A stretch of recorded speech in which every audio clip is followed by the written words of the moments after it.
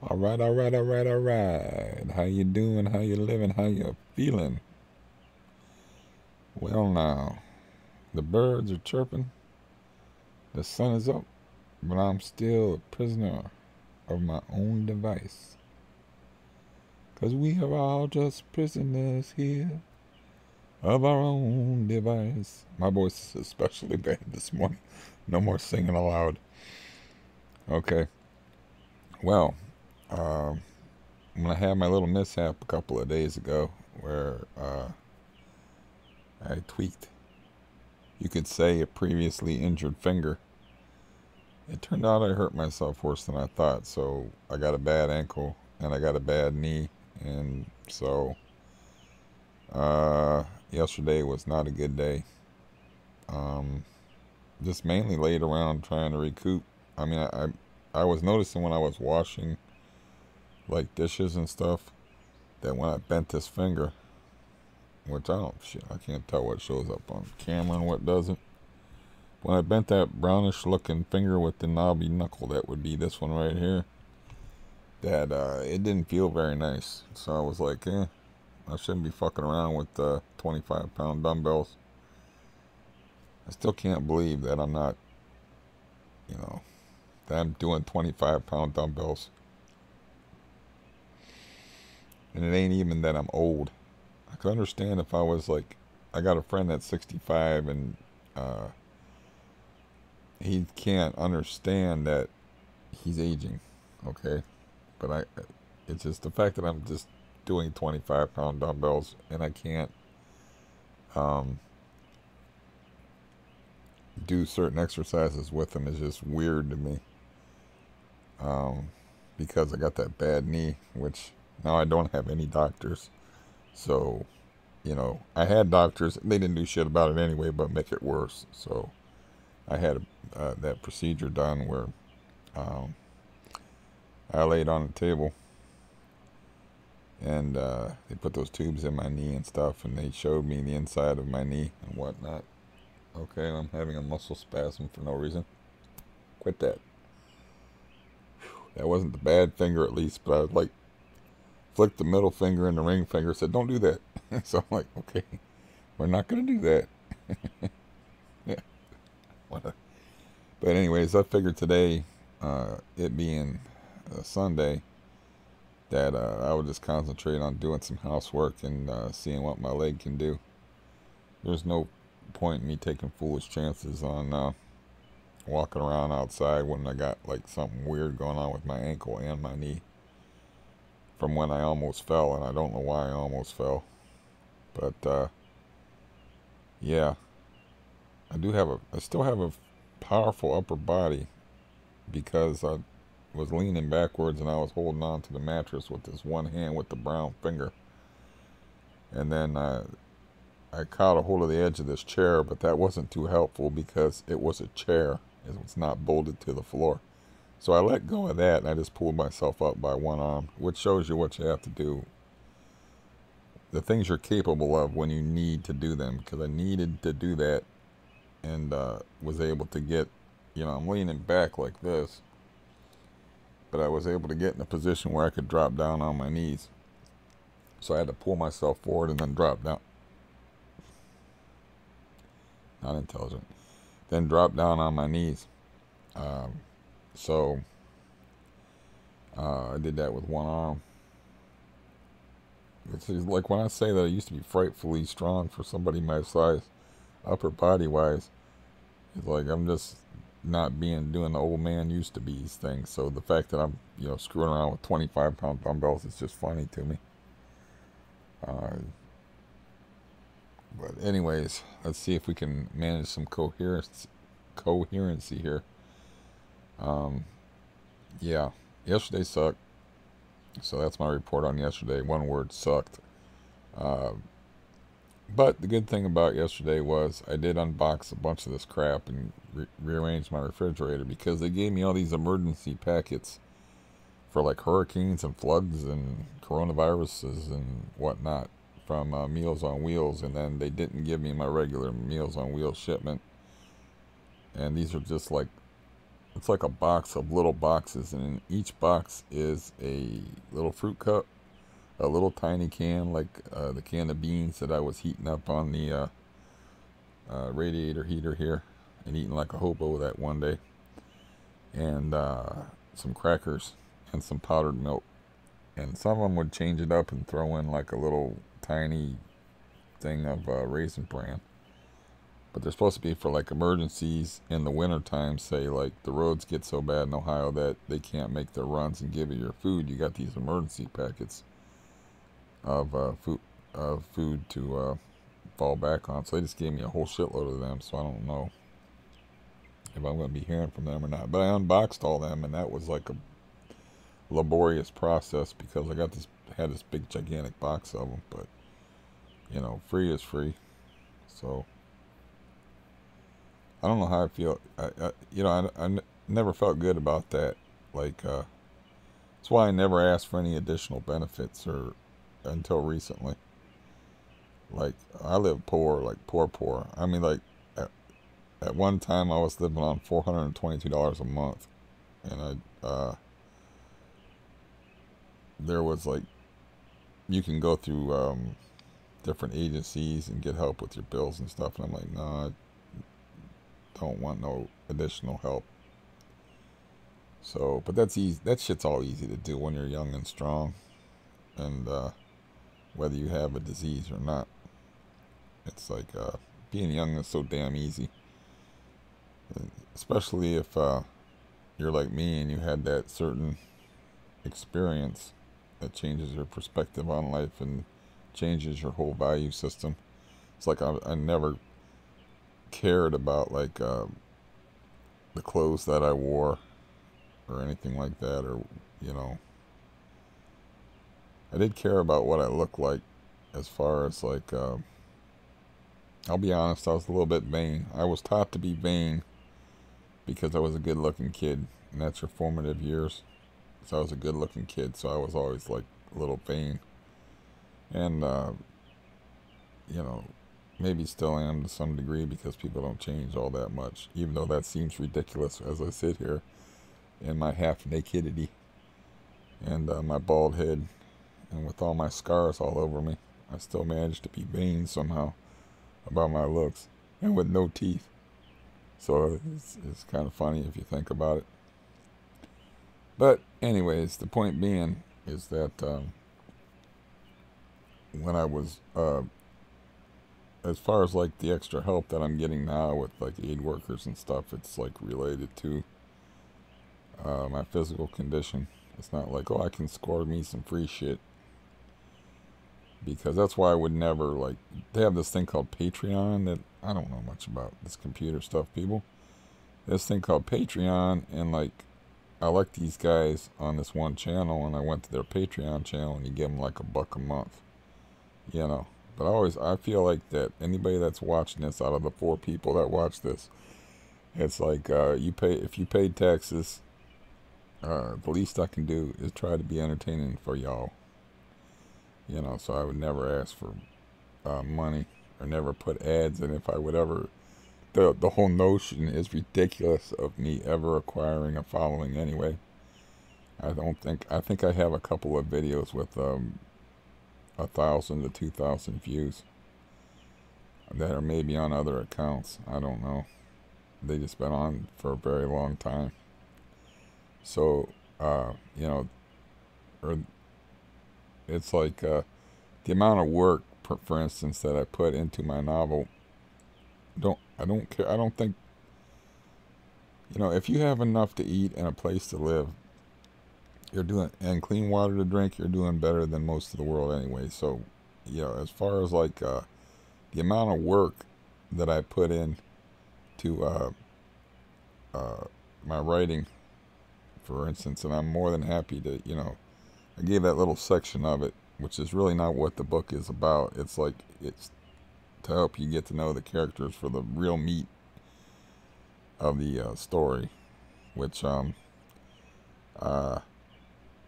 the first part of that book centers around alienation, and the second part of that book centers around bitterness and an extremely violent act, and becoming an outcast. The third part is the part that I put on that is helping you get to know a few characters. That's really you know, the whole kidnapping idea. Just, it just came to me that's like, well, the whole thing just came to me. I mean, when it's there, it's there. It's easy. It's not hard. But the hard part is reading all the damn books you have to read before you start writing. So I'm watching this old Jimmy Stewart Western, right? Because I can't find like this Western I saw, and I don't even know who the stars were in it, but it left like a huge impression on me when I was a kid. So I thought maybe it was a Jimmy Stewart Western. So I've just been watching these Jimmy Stewart Western. They're getting followed by Indians, and they were like, "Oh, they're only Blackfeet." And I'm like, I studied the Blackfoot tribe. I studied the Blackfeet. They were the last tribe to give in to the Whiteys. I mean, you didn't want fucking nothing to do with. It's only Blackfeet. They really did not research these movies. That's why I picked that tribe, is because they were the most fiercest, ferocious tribe and the last to give in to Whitey in that area. Apaches got the big reputation for torture and all that shit. And then you got your Comanches, which that was a major inspiration for the book, was this thing called Comanche Moon, because it was written from like the Indian perspective or the Native American perspective. I'm an old man. You have to forgive such racist things. And it was written from the white people's perspective. So I'm reading this book by Larry McMurtry, who wrote the Pulitzer Prize winning novel Lonesome Dove. And I'm just like waiting for the Indian perspective. I'm just like, okay, here's the white people perspective, but the Indian perspective, I just keep using that word. It just was so out there. It was like so different. The contrast was so stark. And I'm just reading the white parts, waiting to get to the Native American parts. And I realized that while I was reading the book, and I said, what would be great if somebody wrote this book, and it was just from completely alien to us being a modern civilized man perspective of this alien culture, where they had a completely different value system, a completely different way of looking at things. And what struck me is like they were just dead freaking honest about everything. I can still remember, like, there was a guy in there that never talked. I think his name was like Three Birds in Comanche Moon. And you have to remember, I read this book like 25 to 30 years ago. And he was thinking to himself, and this guy just kept talking and talking. And he was just like, why doesn't he go away? He's like, why doesn't he just go away? And how many times have you thought that? Like you're talking to somebody and you just want to tell them that. It's like, why don't you just go away? But he was like really off in his own head. Like he didn't communicate. So this other guy was a talker, so he was like the perfect guy. They were like the perfect odd couple. But all the time he was like, it was just like noise. It was like birds fluttering in his ears. I forget how it went, but that's one of the parts of the book. And it's weird that a thing like that would strike you. But there was like the dead honesty of in the way they spoke to each other also was like, it was all about survival. And then I started reading books from actual Native Americans, like Buffalo Child Longlands and stuff like that. And their fathers used to wake them up in the middle of the night when they were kids in like Montana and throw them in the middle of streams. This lighting is going to be a problem. I see this already. I should have fixed that. The sun is washing me out, man. Oh, this is no good. Oh, wow. Wait a minute, I had it. If I got a board or something. I don't have anything like that around here. A book, a board, anything. Oh. Okay, I guess this is the part where you just listen and you don't try to even watch me. The angle of the sun has just totally changed because the season's changing. So, that sunscreen thing's gonna just have to be a must to put up there. But anyways, they used to wake up their kids, like little kids, and throw them in the middle of icy rivers in the middle of winter, and the Buffalo Child Longlands guy said to them it was fun because they didn't know any different. And I was like, yeah, I remember that being like that as a kid. It's like when my brother was like shooting at things outside the kitchen window in a suburb. It's like business as usual, and then I went to other people's places and I saw like, uh, wow, like this is nothing like what I'm used to. So this, the clouds must have covered up the sun. But anyways, let me just get back to that point about like I don't care about money and forget like running through my fond memories of uh, when I was actually doing. It is a beautiful thing to be doing something and to know that this is what I was made for. You know, and I don't even need no affirmation. I don't need uh, no no one to tell me this is good. I don't need anyone to tell me that what I'm doing is important. It's like I'm the only one that needs to know it. And there was nothing. I was locked in for them 4 years, man. It was beautiful. I'm not saying it's worth all the suffering I go through now.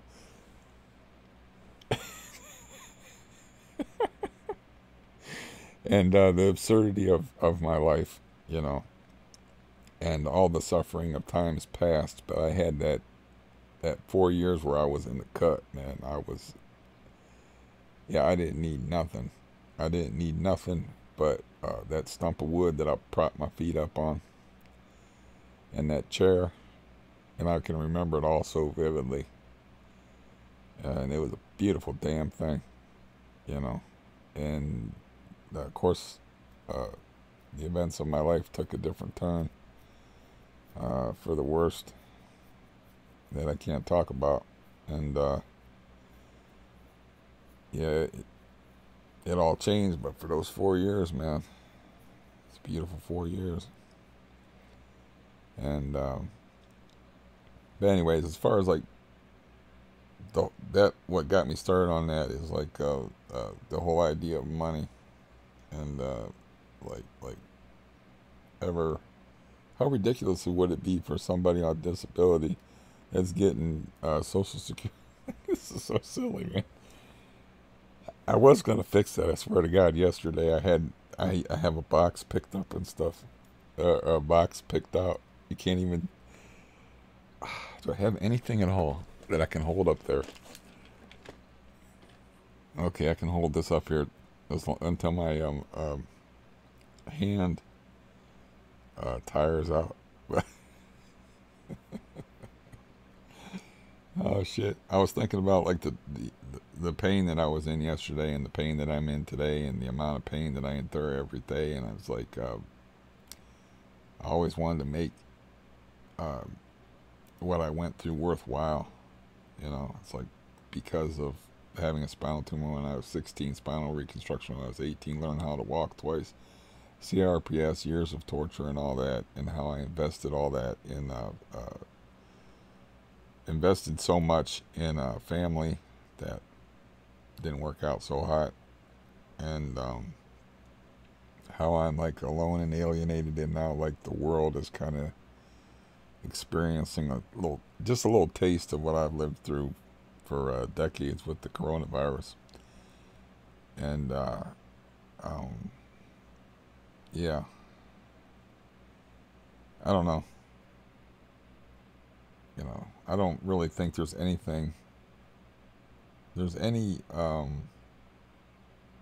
hope to make my life, to make all that I've been through in my life like worthwhile. Like, oh, this has all been worthwhile.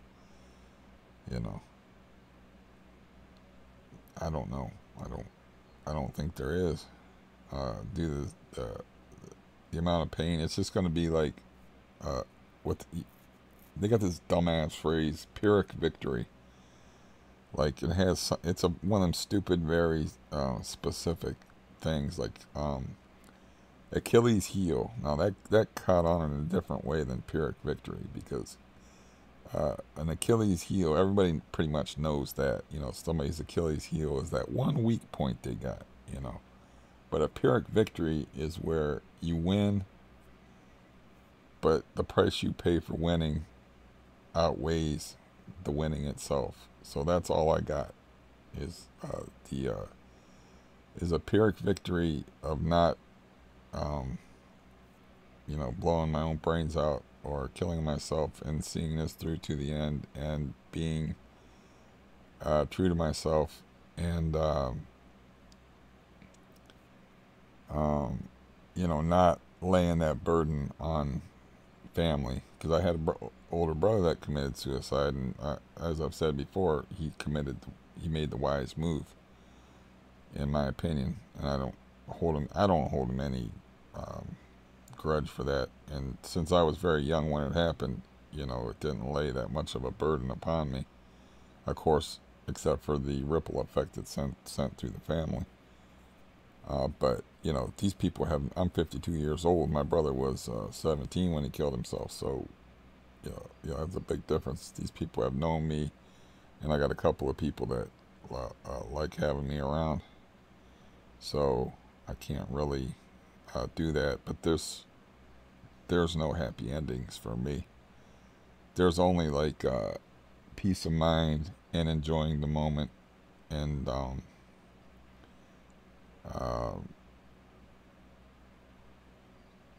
just yeah, just not changing, just not turning into a bad person. You know, which can be a very hard thing to do. A lot of people might look at the way I've handled like uh, the relationships that I've had as me being the bad guy, or me being arrogant or whatever. But I still maintain that you have to hold people to a certain standard of honesty. I don't believe in like blanket forgiveness, you know, like forgive you for everything. Like it teaches people nothing. It's like so like with my foster brother, just cut him out of my life. You know, maybe it'll do him some good. And it's certainly, like I told him, it's like, you got a lot of friends. I don't. So you'll be all right. Yeah, you don't need me. And whether it teaches them anything or not, I don't know. But some people may look at that like, that's not the way to handle things, but it's the way I choose to handle it. And I still think like letting people just be bad people and just forgiving them, it's just a bad way to go.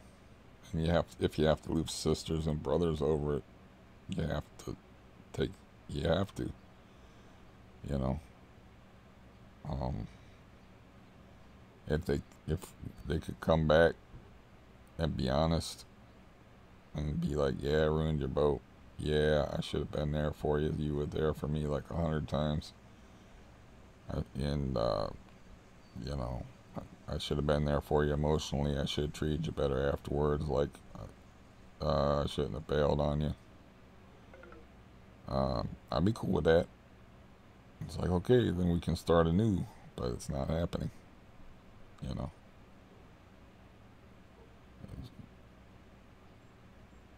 What does that mean? I don't know. Does that mean that they're uh, bad people? Probably not. Does that mean that they view me as some kind of hard ass that like um, is just a meanie? I don't know. They don't talk to me, so how can I know? You know. Um,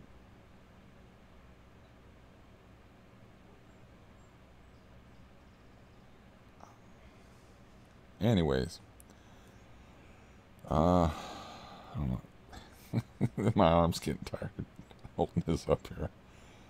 But yeah, so Yeah, my heater is on when it doesn't. I think it's warming up outside. Obviously, if the sun's this bright that I gotta hold a box up. I'll have to fix this problem tomorrow because my arm's starting to get stiff. Now I have to pay a real price for being a blabbermouth. But yeah, I wonder about those things. Um, you always wonder, like, am I doing the right thing here? Is it me? That's a question I ask myself a lot more than you'd think. It's like, is it me? Am I the bad guy here? Or am I being unreasonable? Or should, like, I just say, okay, you're a shitty person to myself. Just like, you're a shitty person, you did shitty things. I will continue to allow you to be a shitty person just to have you around so I'm not so lonely. And that would be the easier way to go, perhaps. So I have to give up all family because that particular person had to give up this family over here, and I had to give up that family over there. I'm just pointing in the general direction of Canton. To give up my Maslin family, I have to give up my Canton family. So I got no family, I got no Easter, I got no Christmas, I got no nothing. Occasionally, I got a niece that likes me, and occasionally she gave me a coffee mug, and I can't remember what else. She just left it outside my door on my birthday. So occasionally I'm remembered in that kind of way, you know, like as part of a family, or still considered to be part of a family, but I'm kind of like, it's just a choice that I made that I have to deal with. And yeah, I've been getting like a little more emotional lately, I've been noticing. Like, oh man, there's nothing worse than a weepy old man, you know, spitting out pieces of his broken luck. Oh, Aqualung. I don't want to become Aqualung. I don't want to catch whatever this COVID thing is and really become Aqualung and then just be like, anyways. Yeah, but I've seen that happen to people, like where they don't express their emotions when they're young, and then it all comes up when they get old. It's like I don't know how many times I've listened to my brother-in-law cry, and it's like he's the same guy that like I had a cat that died during the night and died horribly, and I put it in a garbage bag, and I rode the corpse down to his house, like 4 in the morning, something like that, and because I didn't have a yard to bury it in, and I wasn't going to throw it in the garbage. It's weird that you feel like that just felt wrong, so I just went with my feelings. And so, I'm like, I had no plan. I just stuck it in a garbage bag, got on a bicycle, and carried the corpse down, rode like a mile and a quarter to my brother-in-law's house, and I looked around and stole somebody's shovel and dug a hole in his yard and buried my cat in his yard. And then I sat on the porch and waited for him to wake up for work. And I saw the light go on because he lived in the basement, and he had like a door that went down into the basement. I saw the light go on, knew he was awake, and saw the light go on in the kitchen and get his coffee. And I waited a little bit, and I went in and talked to him, and zero sympathy. It was more like, why did you bury a cat in my yard? And he was like, there's enough dead animals buried out there, and I'm freshly in shock from the way this animal died, which I will spare you. And I didn't cry, but actually my voice broke, and I was like, he died hard, and I could barely get the word hard out. And getting no sympathy, no emotional connection, nothing from this guy, like, and later on, as he got older, he weeps over every damn thing, he's like a weepy old bastard. And yeah, I don't want to be like that, but it's one thing that me and my 65-year-old cop friend talk about is like how little control we actually have in this life, and that's what the COVID virus is teaching each and every one of us right now. It's how little control we have over our lives, because he was renting a house, and then no, he had a house and he had bad neighbors, so he just bought the house because he had the money to do it. He's like, I can control who lives next to me. No, he rented to people that were actually worse than the people he bought the house for, the property from, that owned it. They owned it. They sold it to him. He rented it out, trying to control who he lived next to, and the people that he ended up living next to were worse, and he's had nothing but problems after he made that decision. And he's like, we had this talk. Sometimes we have interesting talks, and it's like, yeah, when it comes right down to it, you really don't have very much control over what happens in your life. You can control yourself, you know, and you can only do that to a certain degree, but you can't control your surroundings. You can't control outside forces. You can't control the goddamn weather, but you can control how you behave. So I can't control how these people choose to treat me, but I can control how I behave, and that's just the choice that I made, and hopefully it won't be one that fills me with regret in old age, because isolation's that's a hard thing. That's why I've been talking for 40 minutes or however long I've been talking. Homo sapiens are the most interdependent, interconnected, socially reliant beings on the planet. It's our weakness and our strength. We come into the world, we cannot take care of ourselves. Many animals are good to go, and they go off of instinct. They have all these survival instincts built into them. They're born, they don't need nurtured, they don't need nothing. They're good to go. Human beings, when we're born into the world, we need a nurturing society. First of all, of course, we need nurturing parents. Then we need a nurturing society. We're so we're pretty much bundles of need, but it's also our strength, because we're not instinct reliant. We can use this. You know, we have mental capacities to work with. We're not pre-programmed like some sort of robotic animals to act in a certain way. Though biology, of course, will have its way in certain areas. That's why there's like billions of us. But anyways, so the isolation that we're all being forced to endure under the coronavirus thing is, yeah.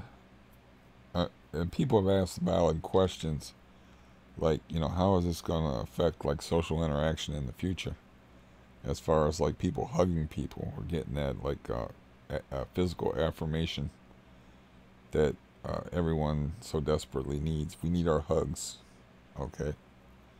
You know, we need the pats on the shoulders, the rubs on the heads for the little kids, and we need all that stuff. Yeah, so the COVID thing, like, how is this going to change us as a species? And I look at the swine flu thing, and like, I think there's 7,000. I'm just guessing now because I'm not a COVID head. I don't check everything going on every fucking minute of the day. But it's like around 8,000 deaths, I think, worldwide. And since it originally broke out in December, and they got these projections for like 100 to 200,000 deaths, you know, when it's all said and done. I don't know if those were worldwide. I suppose worldwide. I don't know. But you got 4 billion people. So sorry about that. I had some piece of something that I ate. I'm impolite. But anyway, anyways, this is getting to some deep, fragmented thinking here. But yeah, this whole experience, because when we had the swine flu, I don't remember being quarantined. I don't remember, like having aid workers that are supposed to help crippled and disabled and aged people that can't take care of themselves have rules where they can't do housework for you, and they can only like do errands for you, and they can only go to one store. And like around here, they're limiting the amount of people they allow in Walmart at a time.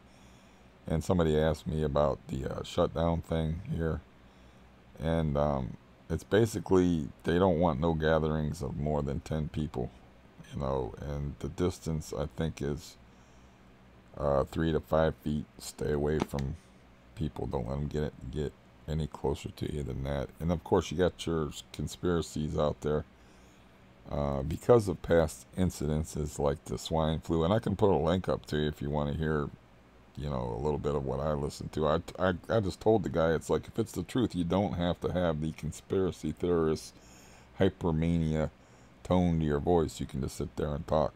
You can pause and take a breath. But he had some interesting things to say about it.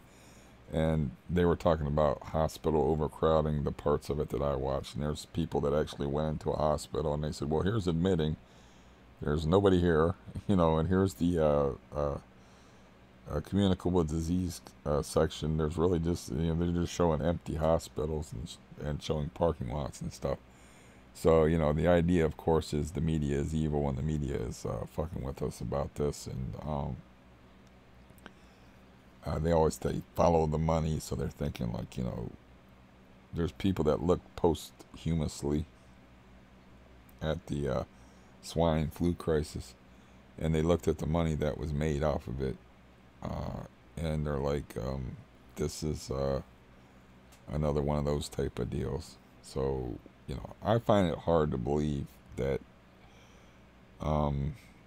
they can accurately project, and why would they even say those numbers? 8 to 10,000 cases a day here in one state, the state of Ohio. So, skepticism is healthy. That whole conspiracy thing, when you delve into it, is I don't think that's particularly healthy. And right now my hand is asleep from holding this box up here. Let's see what happens when I move it. Oh, okay. That's acceptable, right?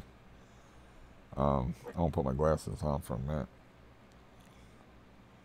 But anyways, what have I talked about? What nonsense have I talked about? I talked about my days in writing, when I was in the groove, when I was in the zone, when I was doing what I felt like I was meant to be doing, and there's nothing that feels better than that. Than to wake up in the morning and to have a purpose, and to know that this is why God put me on this earth, is to do this, and today I get to do it. Nothing like that. And then I talked a bit about my broken familial relationships, and then I talked some about COVID and how that was going to affect.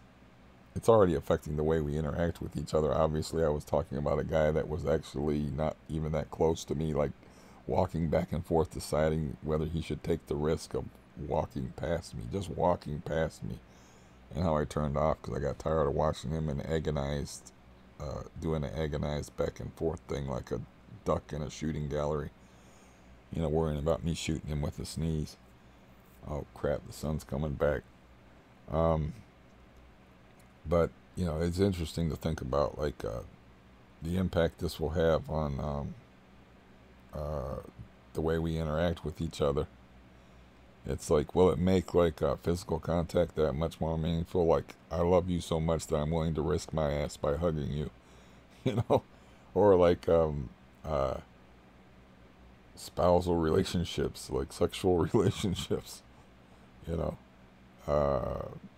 As far as STDs, you got AIDS will kill you, I think syphilis is pretty much out of the picture, but now we have a communicable disease that could actually kill you. So is this going to like bear out the atheist idea that like death brings meaning to life and makes life more powerful? That the fact that there's an end to it, you know, which I never bought anyway.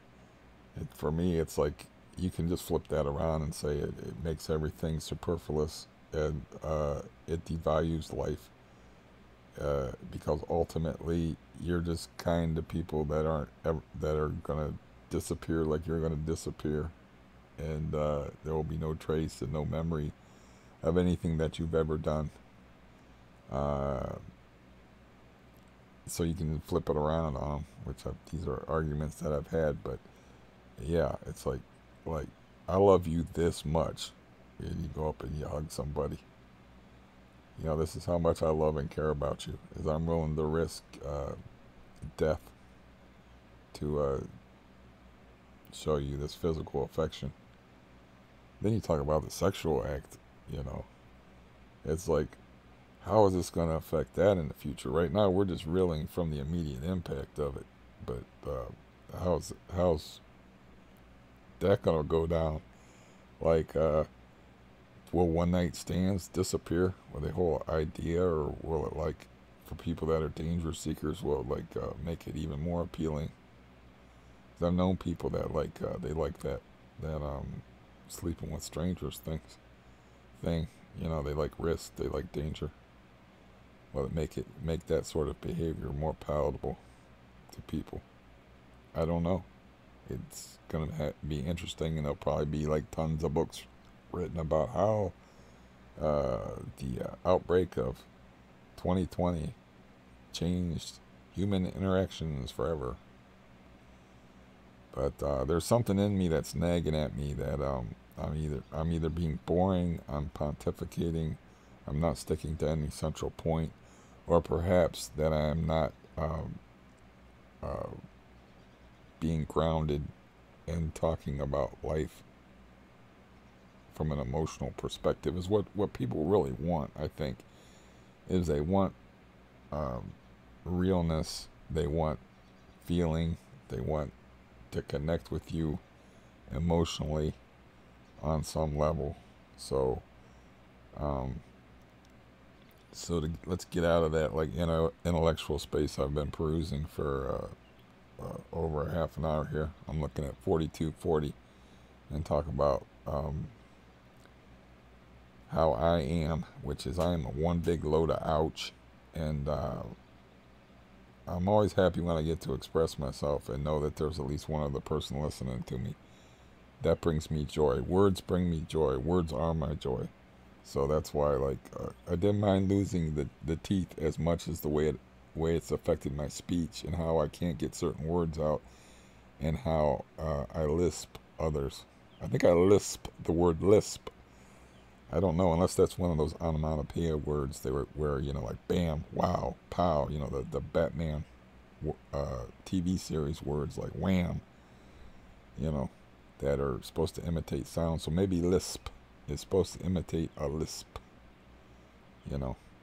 But anyways, I don't like the way it affected my speech pattern.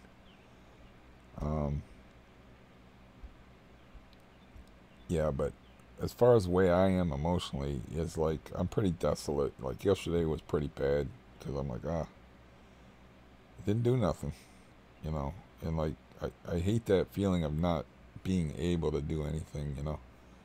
It's like not being able, because I'm so damned uncomfortable all the time. It's obviously, you know, I'm a vain person and all, but like I was talking about earlier about my looks and stuff, but obviously I do not want to appear on camera like this, and I don't want to, you know, be toothless. And I actually played with the idea of coughing up $2,000 just to have these two front teeth right here, even though it was much more important for me to have money to move, because I don't like, you know, I'm not sure if the hillbilly look suits me all that well, even though I'm starting to think that maybe after 50 odd years I could grow me a decent beard, because I've just been using clippers on this thing, because I've just been too unmotivated to shave. And yeah, I I gotta have like a better day today than just laying around. I mean, I maybe I needed a day to recuperate because of my hand. I was like, it hurts to use my hands, and I have to wash clothes out by hands and wring them out. That's going to be fun when I do that today, but that it cannot be put off. I cannot lay here in the same pair of funky shorts, which I'll show you just for the hell of it. But they got the little pinup girls riding Fender guitars that I wore in the hospital. So I can't just be, even someone like me, like I grew up to where we didn't have water, and my dad being touched, like we had to go to like other houses and stuff to get showers and get cleaned up and whatnot. So you'd go like, and that's just when I had like really thick hair and stuff. You'd go like a week without showering, and I hated being filthy, And then so I don't like wearing dirty clothes. I don't like being dirty, and so I'm gonna torture my poor finger today and myself and wash out some clothes by hand and wring them out. Because I got this thing called a Wonder Wash, which is just like a barrel that just spin with a handle. And you really have to you're basically washing out clothes by hand. And this finger's, boy, that kind of hurts just tapping on it. His finger's kind of not going to like that. So, but I can't take it no more. I can't just be wearing dirty clothes. I got 2 different color socks on. So I'm going to need to, I got a yellow sock and a black sock on, which I'm not going to spin the camera around. Just take my word for it. I got a yellow sock and a black sock on. So, yeah, I gotta like set a little itinerary of basic things I need to do today. And, I'm not going to be walking today. I'm going to give my ankle, I did something to my ankle when I was falling. So I give my ankle another day, but I will be moving, excuse me, I will be moving around, moving boxes, and, doing stuff. I'm not going to just lay here today. I'm saying it, so I'm going to do it. Like yesterday I said I was going to try to lift weights. I didn't say I was going to lift weights. So I started like washing out some dishes, and I was like, ow. I'm like, I ain't lifting weights, man. First of all, that's dangerous, and second of all, it's like if it hurts to wash out a spoon, yeah, it's probably gonna hurt to try to lift a 25-pound dumbbell with this finger all weird like it is. Which it just doesn't show up on camera, man, but yeah, it's just busted up. It don't look like much. It's just all busted up. And it's all bruised. I mean, why is it bruised like all the way down? But it doesn't show up on camera. It's bruised all the way down on the inside, so I don't know. I don't know much about like injuries. I know I dislocated my thumb, and I got like a bulbous joint there where my other thumb I can do this with, and it's like normal. It's like somebody threw a football really hard, and it caught the end of my thumb, and it dislocated my thumb when I was in grade school, and I had to pop it back in, and then I had to act like a tough guy and be like, and hold the scream in and scream through my ears silently, because I had a reputation to protect. I was, before the Duffy Boys came in, I was the tough guy in school, so can't be seen whining like a little bitch. I was the guy that when we played tackle football, that game Smear the Queer, where my glasses slammed into my eye because my arch enemy pushed a kid on top of me when I was laying flat on the ground, and his knee drove into my glasses and smashed my glasses into my eye, and they had glasses back then, and it cut my eye open, and I had blood streaming down my face, and one of the high school girls, that's the first time I felt a womanly body against mine, and I liked it. I was like, okay, this is kind of cool. But I don't remember how old I was, but I was like, I wasn't like, oh my god, my eye's bleeding and freaking out and shit. It's like I got trained at a very early age not to act like that, which of course, again, led is actually a detrimental thing because it meant when I said like, "Hey, I got some pain," that people never took me seriously, and the pain was a symptom of a spinal tumor, and we'll send you to a chiropractor and get your back adjusted while there's a tumor growing inside your spine. But I did this. I don't know if this will show up. Probably not. I think I showed that on camera before, but you can kind of see it there above my hand. But through I uh, flew through glass when I was a little tiny kid, and I cried then, but I still held it together. And I told that story before about how my dad was holding me up and looking at it in the mirror while the blood was running into the sink, and I was like, "It looks like spaghetti in there," because there was a bunch of fatty tissue exposed because it was a deep cut. And I got another scar from that right here because you don't fly through glass, generally speaking, unscathed. I just flew through glass, and my arm got cut.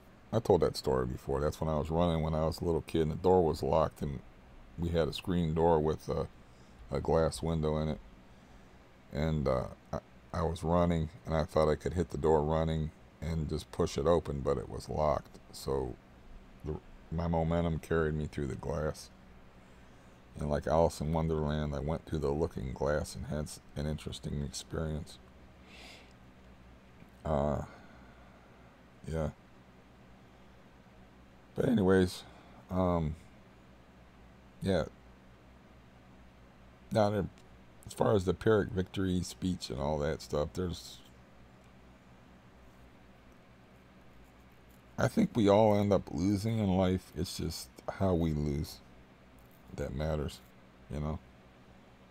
Because we all have to undergo loss of ability and loss of mental acuity and the horrors of old age and all that stuff. But it's how we lose that matters. It's how we conduct ourselves. It's how we behave. It's if we can dignity. I ain't got no dignity, man. As far as like, yeah, I already told you. Like, I got a pack of diapers over there. You know, like I got a bad disease from here down. Doesn't allow me to have much in the way of what people would call dignity. You know, I have to catheterize myself ever since I was 20 years old. Talk about the impact that has on a young man. Because the nerves got damaged that control that valve that opens the bladder, and it just couldn't pee. So, yeah, I could tell you some horror stories about that, but I will spare you. So I'm not talking about that kind of dignity. I'm talking about like, some horrible things running through my mind, all of which I'm going to spare you. This channel or whatever you would want to call it is not for the squeamish anyway. But as far as the thoughts and ideas expressed by the hermit-dwelling madman within, I can't. I attach dignity to integrity, behavior, willingness to do what you say and to say what you mean, and things like that. But as far as like, yeah, old age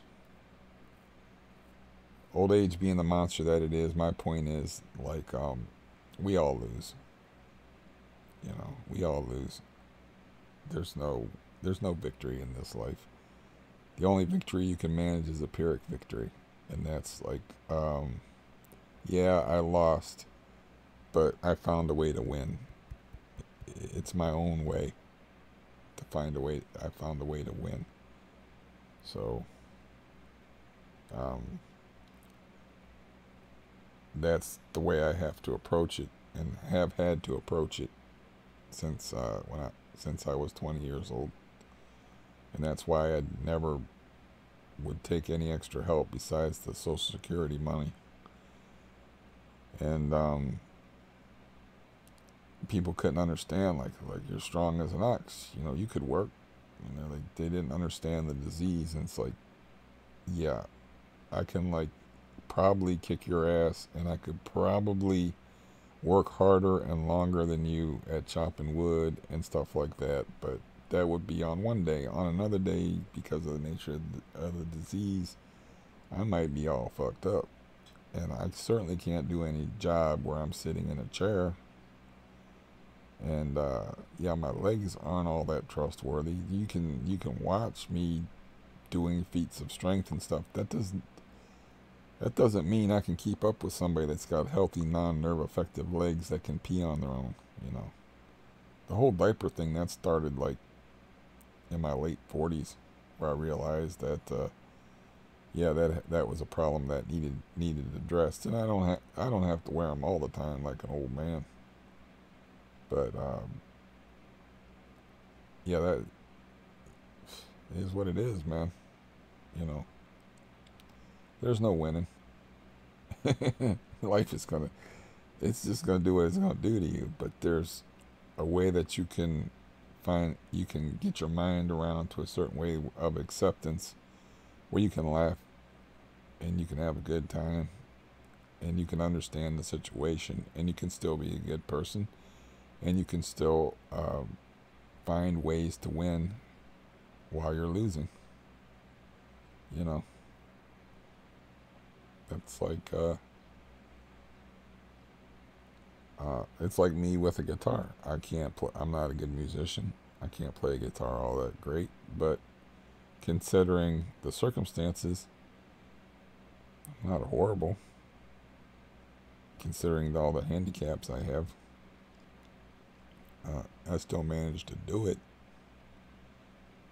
Um, just the way I still managed to live and get up most days. Couldn't manage it yesterday, man. My leg was hurting yesterday, but most days I managed to get up and I managed to do something. I wish I could do more. I wish I could. First of all, I wish I never met benzos, because I was a different person with a lot more promise before I met benzos. But I got caught in a sort of emotional destructive vice before then, which was none of my doing. It's just part of my fate, or my destiny, or the situation I was born into. That yeah, that changed. It changed everything about me, and it's just something it's actually on here on the internet, but I can't talk about it because it involves other people that are still living, and they wouldn't want me to talk about it. So, gotta respect their wishes. But anyways, so I got my guitar pedal, and it's quarantined right now. But I got my guitar pedal, and maybe today, that's a maybe. It's a definitely as far as me washing clothes with my bad finger, and taking this massive amount of boxes and cardboard and getting it in order. That's I'm gonna do that. But it's a maybe as far as me like messing with the guitar and get my pedal set up and stuff. It just depends how much I can do. I mean, I almost fell on the cat yesterday. I may have to wear slippers today because my right leg's messed up. The cat was like being very lovable lately, and he was like, you know what? I loves you, buddy, but you're making me nervous with this staggering around, almost falling on me shit, because you're pretty big and I'm pretty small. So he was like, one minute he was like coming up to me and rolling around. The next minute he's like, skips a couple of feet across the room, a safe distance, and looks at me like, are you all right? You been drinking? So yeah, that's the kind of day that I had. I probably will. My slippers are right over there, and they're very good slippers. I probably will have to wear them today to make sure I don't hurt myself further as I struggle along. And yeah, and the way I talk on here, especially in this video, it may sound like I'm trying to make myself out to be some kind of heroic figure. Believe me, I am not. I am not a heroic type of figure. Uh, I am often, I, I have a weird mixture of cowardice and bravery within me. I am somewhat sleazy and big fan of pornography. Um, I have lines that I draw that I won't cross, at least. But one time,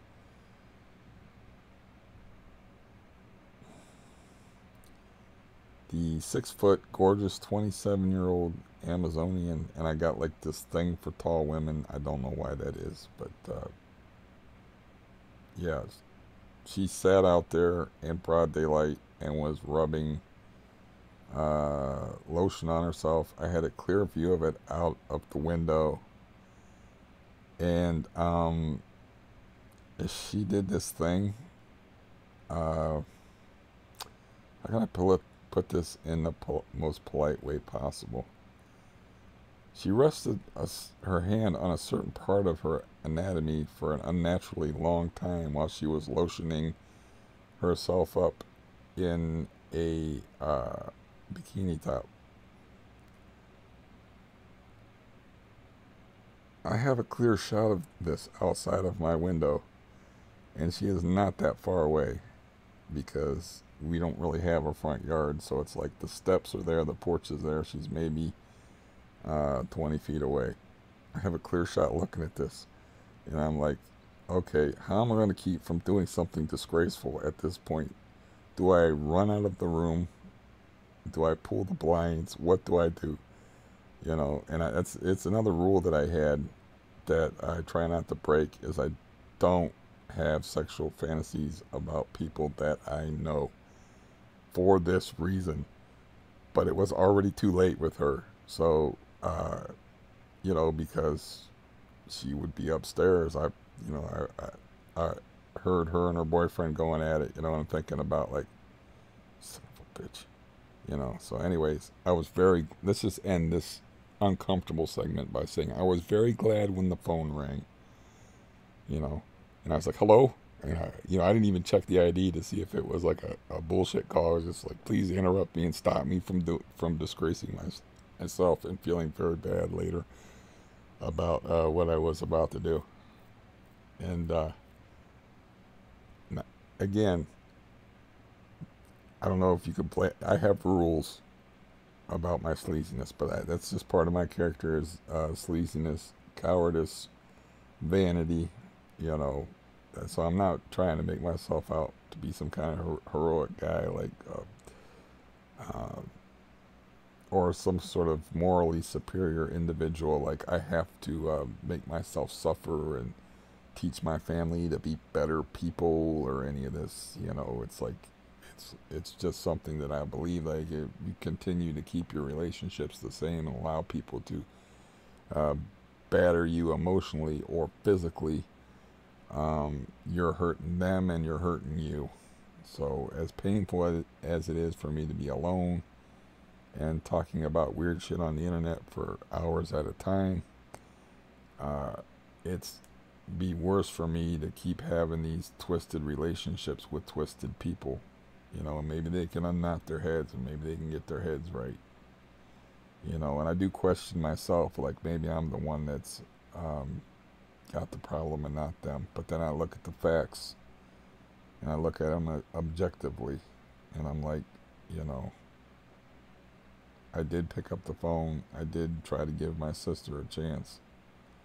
And all she wanted to do is justify her behavior. This guy here wouldn't admit. It screwed me over so many freaking times. Like I said, it's like being not stabbed in the back, but prison shanked, where to get as many pokes in as possible.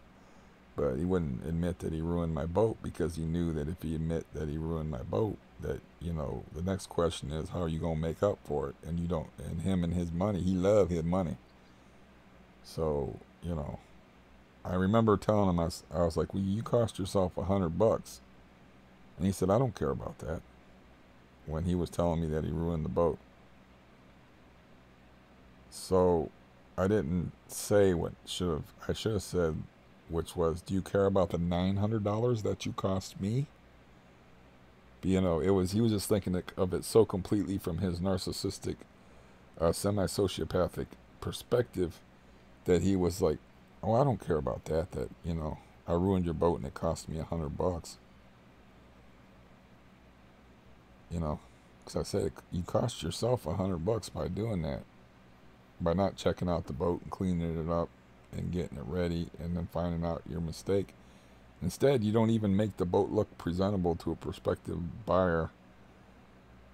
You know, because he was probably thinking like he wasn't going to get anything out of the deal. You know, he just doesn't want me to be mad at him because of our history. Growing up when we were children, you didn't want me to be mad at you because I used to beat his ass all the time. He claims that I used to beat other people's asses for him and protect him at school, but frankly, I don't remember doing that. So I can't take credit for any kind of noble action. I'm sure any violence that I committed on his behalf was purely for my own recreation. So, you know, I don't remember like taking up for him. It's probably like was just an excuse to beat someone up, which, you know, I was not a very nice kid when it came to that. But he never it's all about like whether I was mad at him or not. It's not about right or wrong or stuff like that, you know. And he could fix this thing, you know, to where we could have some kind of relationship. But we're getting to the age, like my sister's older than me. I'm 52. He's 1 year younger than me. We're like, you don't change. Your character is not going to change. And I could be like, well, I can accept them for who they are, but I don't. I want them to be better than what they are. I want them to at least. I want us to at least live in the same damn reality, which I know you've heard me say a million times, where you fucked up. Just admit you fucked up. You fucked up and ruined my boat. Just admit you fucked up and ruined my boat, but you won't admit to it. You won't admit to your own culpability. This guy is justifying himself by saying, well, it's not that bad. The motor just needs this to work. And then I have an expert take the motor apart and try it. And he's like, this thing's trash. It's got to go to a professional. It's going to cost you like $300 minimum to get fixed. And then like my sister like saying that, well, yeah, I'm sorry, but you made me do this. You know, basically, I'm sorry that I acted like that, you know, but this, but that, but that. Like I've covered before, apologies that contain a but are for asses. They're for fools. Because if you're sorry and you're contrite and you did something, there's no but. If you did something wrong, you did something wrong. You know, if I take full responsibility for the content of what I said in here, or for even mentioning the fact that I was within a whisker of masturbating to somebody outside the window while they were putting lotion on themselves. And I was glad when the phone rang. Like I take full responsibility for that. I'm not going to say I'm sorry you had to hear that, but no. It's like if that offended you, it offended you. Why that would offend you, I don't know. It's an uncomfortable thing for me to talk about. I think it should be amusing, but then I'm a weirdo. I am who I is, and when somebody apologizes to you and you did something wrong, you just take responsibility for it. Just like if this is a shitty video and somebody tells me it's a shitty video, I'll be like, sorry about that. Or I've even apologized, like for the one video where I was throwing the phone and I started out with alcohol in my eyes. Or, you know, I don't apologize for who I am, but I can at least do a little bit better job as far as like making a video. This is, again, I got this nagging voice in my head telling me that what I'm saying is not good and worthless and shitty, and I'm being boring. Got that little nudge in my head saying I'm being boring. The point is, When you're sorry for something, there's no but. You're sorry for it. You realize you did something wrong. There's no justification. Like, I was having a bad day. I'm sorry I hit you, sweetie, but work was just a bitch. You know, it's like, I'm sorry, like I hung up on the phone, and hung up on you while you're waiting for a serious diagnosis from your doctor, but you weren't letting me talk. Okay, I don't, you know, there's no buts in remorse, you know, and when I think of the things that I'm sorry for, I don't excuse it, you know. I don't excuse being a shitty person. I don't excuse, like, at one time paying for pornography, and I appreciate the fact that these beautiful young women are willing to do these things for my amusement, but paying them for it's a whole nother deal. You know, I don't believe that that's prostitution in absentia, if you want to make it sound Latin. So, I'm sorry that I paid for pornography before, and you know, um, there's no but I'm a lonely guy. There's no but I can't wear a shirt, but I get no physical contact, but I have to be chaste, sweet little innocent virgin, and never gonna get it. Never gonna get it. Who had that song? Never gonna get it. Never gonna get it. Never gonna get it. And it's like, uh, no, there's no excuse for that. There's no excuse for encouraging people to do something that's unhealthy for them for your amusement by paying them to do it. And then, yeah,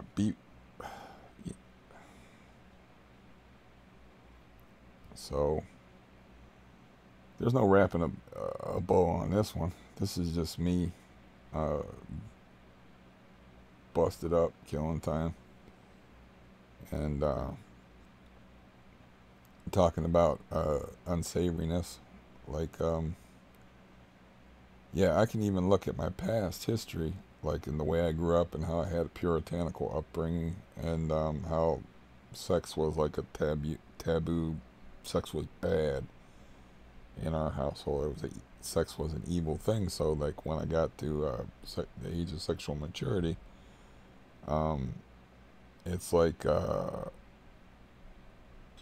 had all that Catholic crazy guilt plus other stuff like weighing down on me. Like, we weren't allowed to watch like shows like The Love Boat, or like my mom would be watching TV and see a girl in a bikini and be like, it's disgusting. It's like that they can put that stuff on TV. It's like, okay. And like, my sister bought a cassette tape of Madonna's Like a Virgin. I guess she shows a lot of cleavage on the cover or something like that. My mom like ripped the they had like the little insert in a cassette tape, and that she just ripped the picture off and let her have. You can listen to this filthy crap, but you can't have a picture of anything suggesting any kind of sexuality because sex is bad. So that's what I grew up with, and I'm still not going to say, but I grew up in this sort of environment, but I have a disease, but I got hypersensitivity, but, it's wrong is wrong. Do something wrong, you pay young girls to do that kind of stuff. I mean, I can't speak to the psychological impact that has on some of them. I don't know. I just know it's wrong to pay people to have sex with other people, and so you can watch it. It's just, and like, it's wrong to have their value system. Really, why I think it's wrong is it places value on something that's going to fade very quickly. And it's like they're making their money not off of their talents or off of other things. It's off of the way they look and what they're willing to do Uh, yeah, but it's some dark crap there. So yeah, I don't accept like that pornography is kind of like a blasé thing nowadays. Like people are like, so what? You know, it's like I don't think that people that have to make a living that way should be stigmatized if that's the only work they can do or are qualified for. But I don't think they should. I think, like I said, it's just prostitution, and you're a John if you're paying for it. If you're paying to watch a girl take loads, you're a John. You know, how would you feel about, uh, a guy doing that?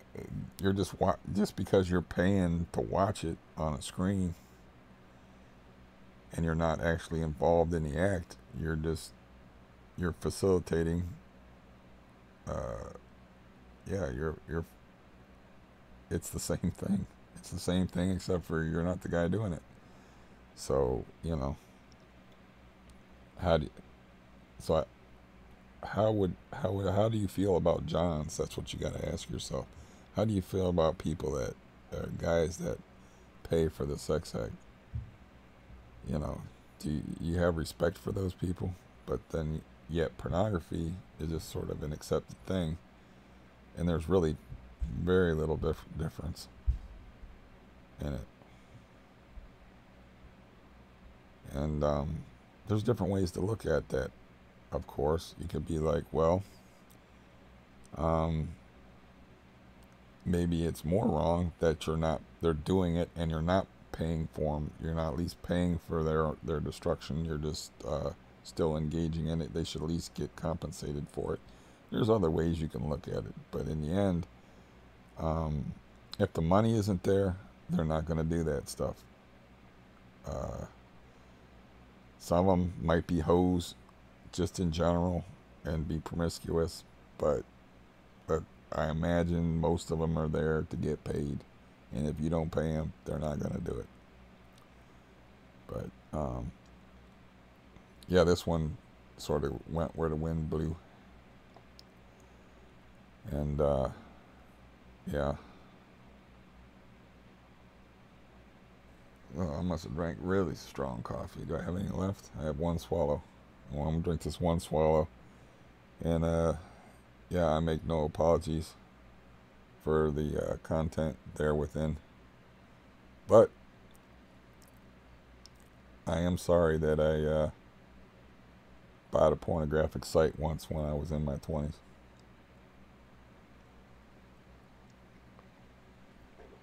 To make it worse, it was called Dirty Sweet Teens. What's the name of it? And I was in my 20s, so you know, yeah. Confession hour. Throw that box out of there.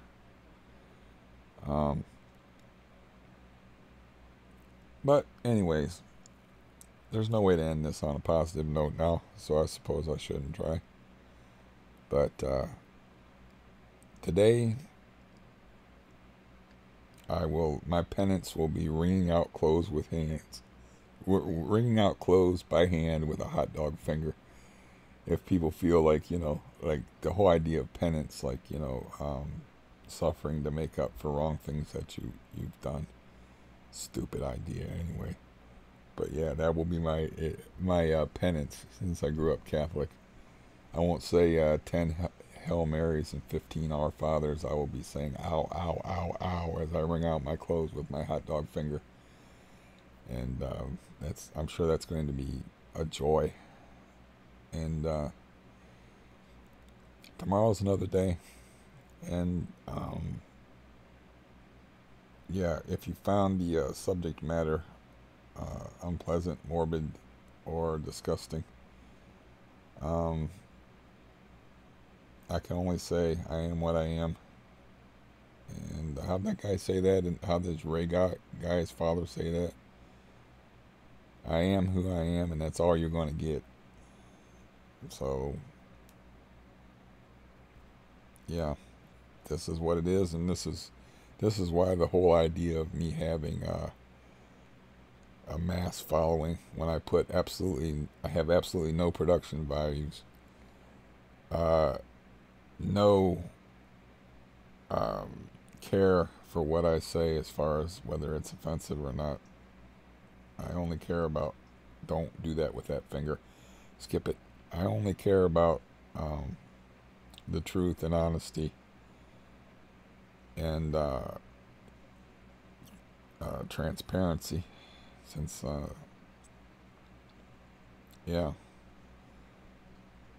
and I kind of do care about making a product that's at least interesting. But as far as like ever making anybody pay any amount of money just to listen to me do something that I do naturally, which is talk a lot, when they're already uh, paying taxes. Hey, wait a minute. A lot of my audience is Canadian, though. Does that mess up my theory? Let's see. I can name like 3 people that watch my videos that are from uh, Canada. So that mess up my theory, since you guys aren't technically um, paying to listen to this nonsense through keeping me alive through Social Security, United States Social Security program for disabled people. I don't know. I know that if you stayed with me this long, you must be an interesting person like me, because uh, yeah, who listens to someone talk about random crap for an hour and 20 minutes unless they're very open-minded and willing to. You have to be open-minded, not easily offended, and have a certain affinity for the avant-garde if you are going to listen to me talk for an hour and a half. So, yeah, if you stayed with me this long. But maybe whatever appeal I have is just the fact that I just amuse the hell out of myself, and it's I'm mostly in a good mood when I'm talking on here. The challenge, I guess, of the blank page is what this is about, and this is what I miss from when I was a writer. It's like that's what you start out with when you make a video, is a blank page, and my pen now is my tongue. And unfortunately, I write a lot better than I can talk, but I can still talk. It's like when I write it, there's coherency, there's subtext, there's interesting things that pop up that I can say, oh, I have that. I can pause and say, oh, I can weave this, and I can do this, and I can sit there and I can meditate on it for like a few minutes. Would you really want to watch me meditate on things for a few minutes, or just let fly? You know, so yeah. Hey, I figure like under quarantine, I can take even more liberties with your time.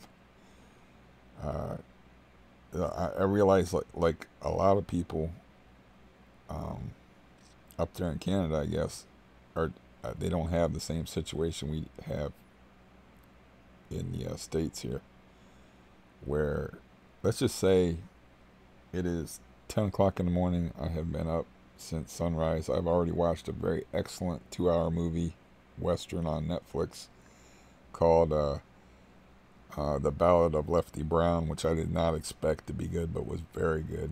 And I've heard nothing. No one outside at all. Nothing, no traffic, no voices, no nothing. Now, yesterday was different. Maybe people are just sleeping in on a Sunday, or they're doing more drinking during the quarantine. I don't know. But yesterday was different. I heard some kids out there running around, and there was a guy cutting his grass even. The bane of my existence is those damn Angry white people who hate the color green so much that they must eradicate it from the face of the ground. They just, man, these guys, man, the grass grows an inch and they must cut it. Grass is supposed to be this tall, not that tall, god damn it. They're just so angry at grass. I don't know. I heard, also heard the people from the South, Georgia out there playing a lot of Southern rock music yesterday. So Saturday was kind of a festive day around here for some reason. But I heard Marshall Tucker band. Can't you see? Oh, can't you see? Lord, what that woman she been doing to me? But yeah, they were cranking out the tunes for a while there. And oh, do I envy this one individual that lives out in the sticks and has peace and quiet and can open their windows probably without fear of hearing anything but owls hoot and the occasional far-off howl of a mountain lion. You know who you are if you're still watching this. So, anyways, that's enough about me and my silly, twisted self. That's all I got right now. Is my silly, twisted self. And a couple of people I can talk to on the phone. Literally a couple of people. 3. That's not a couple, that's a few. So I have 3 people I can talk to on the phone. And one of them has a very sick dog that I'm afraid to talk to. Because I'm afraid to hear him tell me that his dog died. So he hasn't called me in a while. Maybe that's something that I can do today. I did try to call my aged aunt because I said that you'd be hearing from me because I like to keep my word when I say something, when there's no maybes attached to it. And I called the wrong number and I got my nephew who I talk to occasionally. I guess that would be person number 4 but I only talk to them. Yeah, I got 4 people I can talk to. I'm richer than I think I am. But I called, they were both 949 numbers, so I just hit it and I was like, hello, is Lucy there? And they were like, no. And I'm like, oh, okay, this is, and then, we had like a 42-minute conversation and I never got around to, didn't really feel like talking. But yeah, I think I talked to her like 2 weeks ago. And I haven't called her back, and I ought to call her at least once a week or twice a week. I can do that much. I don't have, she's 80 years old and not too clear-headed, and I can at least do that.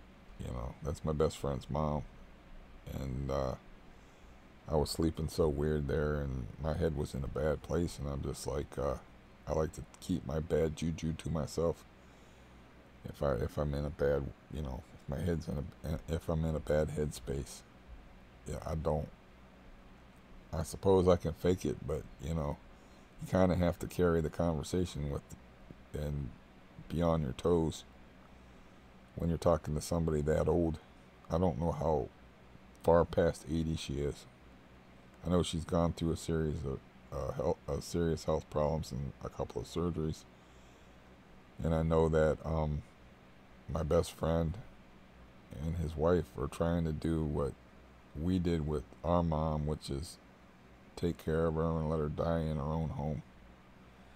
And that's a hard thing to do, and I haven't been much help. What's a phone call? But then, at the same time, if you don't have like any kind, especially she can't see. Like, she can barely see.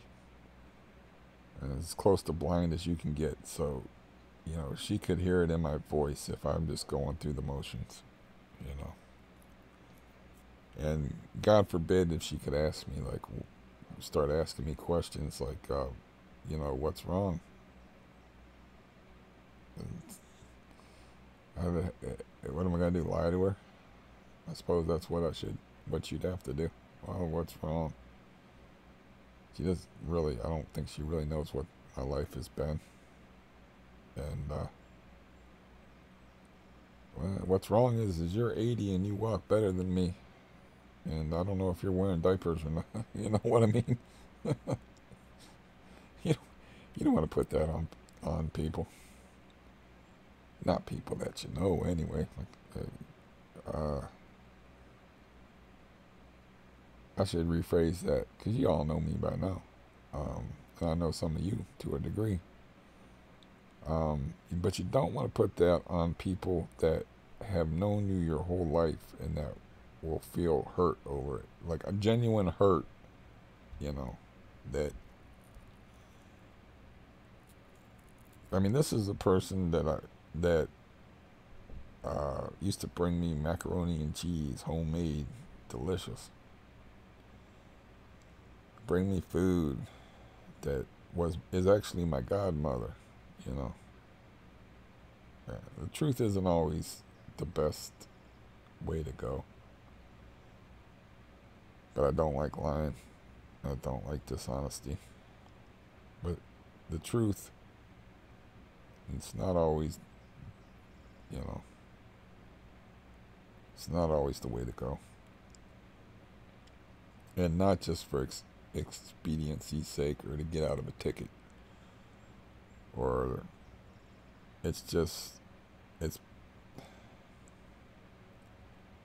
it goes in, I don't want to go into that too far because that'll go into some real painful areas for me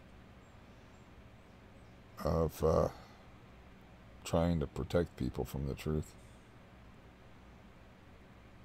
And then wondering, I have to wonder if I'm doing them a disservice by doing that. Did I really do them any good? And you can't have it both ways. You can't be George Bailey and It's a Wonderful Life, like I said, and unplug yourself from a situation and see how things would have went.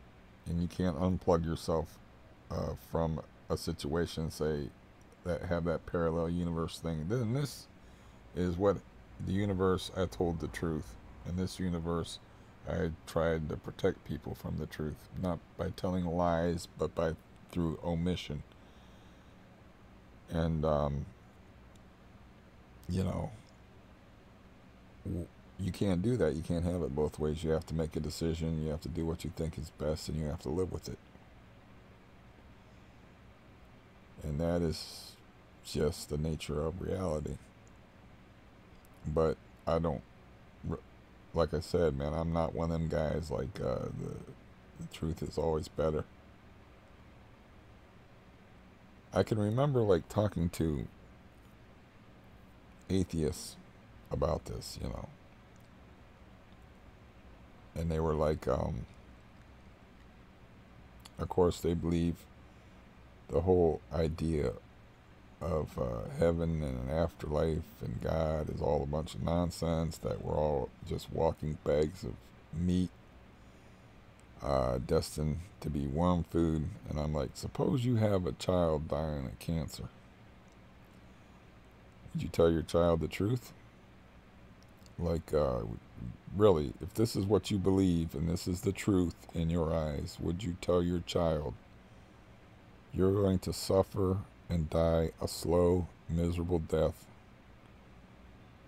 and that will be the end of you, and all you will leave behind you is sorrow, and it will shatter our lives, and we will be miserable and miss you every breath that we take. And I actually had somebody say, yes, that's better than lying to a child. And I'm like, you're full of shit. You better believe that I tore them a rhetorical new asshole over that. Because anybody that would do that to a child, man, you don't do that.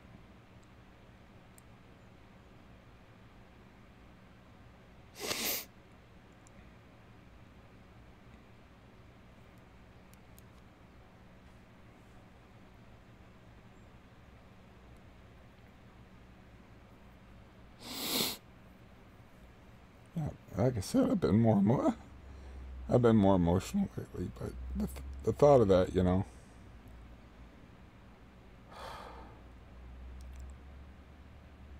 What you would tell a child in a situation like that, that's just proof that the truth isn't always better, as you tell a child against your own beliefs, that, you know, that you're going to go to another place, and you might have to wait a while, but mommy and daddy are going to show up, and we'll meet you there, and you'll see us again.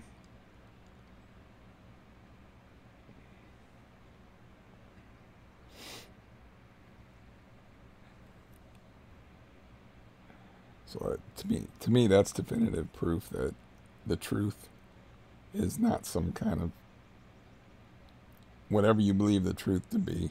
It's not some kind of sacred cow. It's there's no absolutes in this life about this is this is this. You have to fit situations to things, and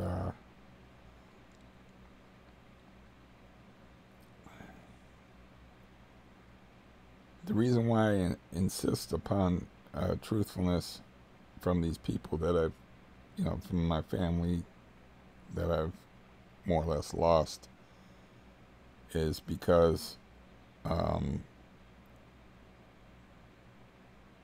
it keeps cycles going.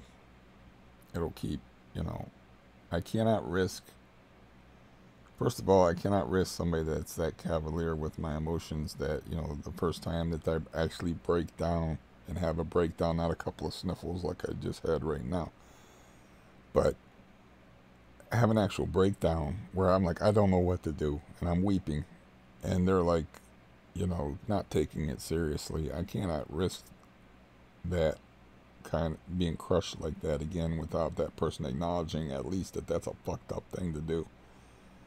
To not be supportive and to be scornful and contemptuous and say things like, don't play, what are you going to do? Why are you playing the martyr? Calling me, like saying I'm playing a game, like I'm playing a martyr. It's a pretty fucking lousy martyr that cries once in 29 years, like that has an actual breakdown where the tears are, where they can't talk, And then this guy over here, and his integrity issues, and really what shut me off from them is their whole attitude about, sticking me with the product of their evil that lives up there, the Afghani war vet, and then he is so out of his fucking head and determined to go over there because he wants to see his grandma, right? They don't want nothing to do with him. And like, I'm like, okay, he's so fucked up in the head that, from PTSD or whatever, just being crazy, that he's like, will you walk down there with me? I got a fucking walker. He's like, will you walk down there with me? And he can't drive, and I'm like I'd drive down there with you. I didn't say that, but I was like, dude, I'm walking with a walker. I can't walk. He's like, I'm going to go down there. And I'm like, no, calm down. Let me get you a cup of coffee. And I said, here, I gave him some, what did I give him? I think I was taking Valium at the time. I gave him like a couple of Valium. And I'm like, just talk to me about it first. Just talk to me. And I said, you want to go down there? You don't want to start trouble. You don't want to do nothing bad. You only want to go down there and talk to your grandmother. And, I called her for him, and she was like, is he drinking? And I'm like, no, he was probably intoxicated, but who can tell? I didn't see him drinking. I don't know. So I'm like, is because there's such a screwed up dynamic there, I'm like, is his mom there? No. It's like, well, it's a perfect time. It's like, he'll just sit out on the porch with you for a few minutes. So I sent him down there, and after, talking him down a bit, and, just saying you don't want to go down there and make trouble. You just want to go down there, but he's really hurt emotionally by his family upbringing. So Somehow or another, his mom gets back there, so his mom and his grandmother are there, and it ends up with him punching his fist bloody in the street in front of their house and making a huge scene. So they're giving me shit about it. And I did everything I could and stuck my neck out and looked out for this guy to the detriment of my own health, to where actually hanging around the dude ended up with me in the hospital trying to, you know, to help. And I get shit and attitude from the guy who ruins my boat, and I get shit and attitude from the grandmother, like, I thought you said he wasn't drinking. And I'm like, look, you had to deal with him for 15 minutes. He lives here 24/7. You know, and she apologized or whatever. And I told her I did everything I could. You know, I put some volume in there. I talked him down. I did what I could. I can't control him. You know, I can barely walk. I can't stop him. You know, I can't run him down and tackle him and stop him from going to your house. So that's really what I'm like, gone. That's really what, it wasn't the boat. The boat did not help, but it wasn't the boat. It was that they would actually give me shit. That shows me that they care about themselves more than they care about me. And that whole idea of like, oh, I love you and all, that's all just a bunch of bullshit. They care about themselves and their own inconvenience. I got a maniac living upstairs from me, probably fucking right now, sleeping off last night's alcoholic blackout. And you know, they're giving me shit because they got to deal with him for 15-20 minutes and deal with like some kind of psychodramatic scene where he's, you know, fuck that, you know. So I gotta have the truth in those situations. Don't poke this finger. In those situations, I gotta have the truth. I gotta have the truth. You know, you ruined my boat. You acted like an asshole over this situation. You didn't even acknowledge. You don't even care. You're glad that this motherfucker is dumped off at my house and you don't have to deal with him, and he's making me suffer. You're glad over it. You know, at least give me the boat thing. The other thing's a little complicated for his fucking simple little bird brain mind to wrap around. But at least give me the boat thing, that you fucked up my boat and you did not give me it. You know, not only cost me money on the sale, but you didn't give me a dime for it. At least give me the fact that I supported you for 30 years, and then you're going to be fucking mean to me and cold and contemptuous to me on the phone when you've heard me cry for the first time in 29 years. At least tell me that that's a fucked up thing. So in that way, the truth is important. There's other truths, like if my aunt asks me pointed questions, that I would lie. I would lie to her. Because there's no point to that. It's got to be a point to tell them the truth. You know, the truth has to do more good than harm. You know, I'm not too big on the term white lies, but that's why I won't call her when I'm in a bad mood, because I don't want to lie and I don't want to play those games. You know, I will. When I'm talking about like withholding the truth. I'm not talking about lie. If somebody asks me outright, it's different. But like if she hears it in my voice and they would ask me questions, I wouldn't enjoy having to lie to her, but I would have to lie to her. But anyways, this has been interesting, and yeah. Whew. I'm supposed to talk to my shrink in like on the 7th over the phone for like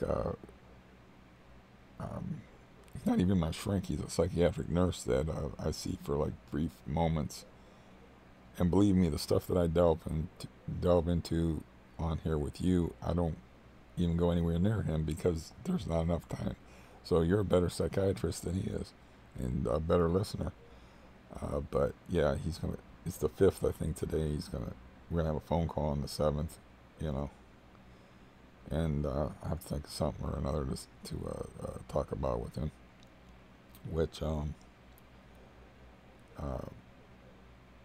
yeah,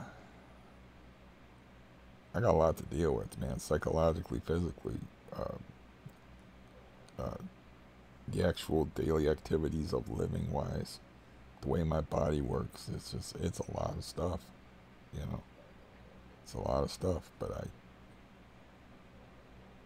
I refuse to ever have anybody um, paint me as some kind of fucking hero or anything like that, because extremely flawed, cowardly, perverted human being. Uh, but I do have my good points. Um, Personal hygiene these days not being one of them. But anyway, that's way more than enough. And it was touch and go there for a while, but yeah, I've been being more emotional lately, and it's the amount of strain that I'm under. I'm only flesh and blood, like anybody else, and it's been a difficult ride these last 2 years. And the things that I've endured here, which if you've listened this far, you don't need me to rehash that. You know, it's bad enough that I was rehashing the ruined family relationships and stuff. You don't even need me to go through the craziness of living here. Um, yeah, but man, I hope my brother's dog lives, because if I'm gonna get weepy over, like, I just don't know, man, if I can handle being his grief counselor. And that's my brother, and I don't bail. And I'll have to do it, but please, dog, get better.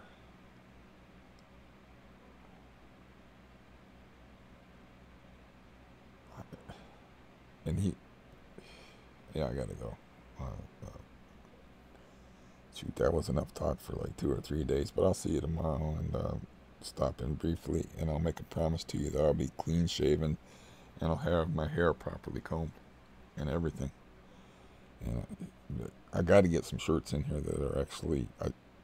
I'll buy some T-shirts off the internet, but I promise you the shave. So, and I will make a promise to do something about that lighting, because holding up that box, man, my arm really got stiff after a while. Anyways, God bless, good fortune, whichever suits you, and I'll see you the next time. And yeah, it won't be like that. It won't be no hour and 45 minutes. I can guarantee that. Uh, Anyways, there's nothing much left to say but goodbye.